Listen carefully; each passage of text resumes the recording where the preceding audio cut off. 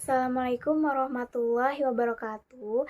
Hai semua, nama saya Lutfi Sikoma, mahasiswa dari Universitas Muhammadiyah Tangerang dari Prodi Akuntansi. Nah, di video kali ini aku akan menjelaskan tentang teori signaling. Teori signaling menyatakan bahwa perusahaan yang berkualitas baik dengan sengaja akan memberikan sinyal pada pasar. Dengan demikian, pasar diharapkan dapat membedakan perusahaan yang berkualitas baik dan buruk. Agar sinyal tersebut baik, maka harus dapat ditangkap pasar dan dipersepsikan dengan baik, serta tidak mudah ditiru oleh perusahaan yang memiliki kualitas yang buruk. Signaling teori menjelaskan mengapa perusahaan mempunyai dorongan untuk memberikan informasi laporan keuangan pada pihak eksternal. Dorongan perusahaan untuk memberikan informasi karena terdapat asimetri informasi antara perusahaan dan pihak luar, karena perusahaan mengetahui lebih banyak mengenai perusahaan dan prospek yang akan datang daripada pihak luar. Perusahaan dapat meningkatkan nilai perusahaan dengan mengurangi informasi asimetri.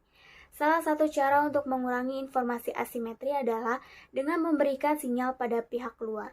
Nah, variabel signaling teori. Yang pertama ada variabel rasio keuangan. Penggunaan teori signaling, informasi berupa ROA atau tingkat pengembalian terhadap aset atau juga seberapa besar laba yang didapat dari aset yang digunakan.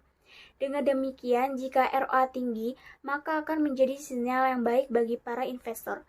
Karena dengan ROA tinggi menunjukkan kinerja keuangan perusahaan tersebut baik, maka investor akan tertarik untuk menginvestasikan dananya yang berupa surat berharga atau saham. Kedua, ada kinerja keuangan perusahaan. Pengungkapan yang semakin luas akan memberikan sinyal positif kepada pihak-pihak yang berkepentingan terhadap perusahaan maupun para pemegang saham perusahaan. Semakin luas informasi yang disampaikan kepada stakeholder dan shareholder, maka akan semakin memperbanyak informasi yang diterima mengenai perusahaan. Hal ini akan menimbulkan kepercayaan stakeholder dan shareholder kepada perusahaan. Kepercayaan itu ditunjukkan stakeholder dengan diterimanya produk-produk perusahaan sehingga akan meningkatkan laba dan return on equity perusahaan. Yang ketiga ada variabel human resource accounting disclosure. Ketika mendapatkan respon pasar yang baik, perusahaan memberikan sinyal berupa pengungkapan informasi yang lebih luas termasuk pengungkapan akuntansi SDM.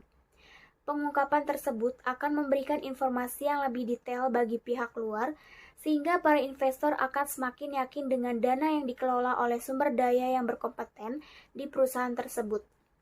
Yang keempat ada variabel corporate social responsibility. CSR berkembang dengan adanya dorongan faktor eksternal dan internal di antaranya masyarakat umum dan lingkungan sekitar perusahaan.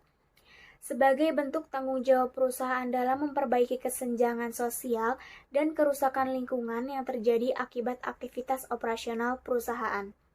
Semakin banyak bentuk pertanggungjawaban yang dilakukan perusahaan terhadap lingkungannya, image perusahaan menjadi meningkat. Yang terakhir ada variabel intellectual capital. IC merupakan sumber daya perusahaan yang berbasis pengetahuan dan berupa aset tidak berwujud, sehingga dapat dijadikan nilai tambah bagi perusahaan dengan memperhatikan human capital, struktur kapital, dan customer capital yang dimiliki perusahaan.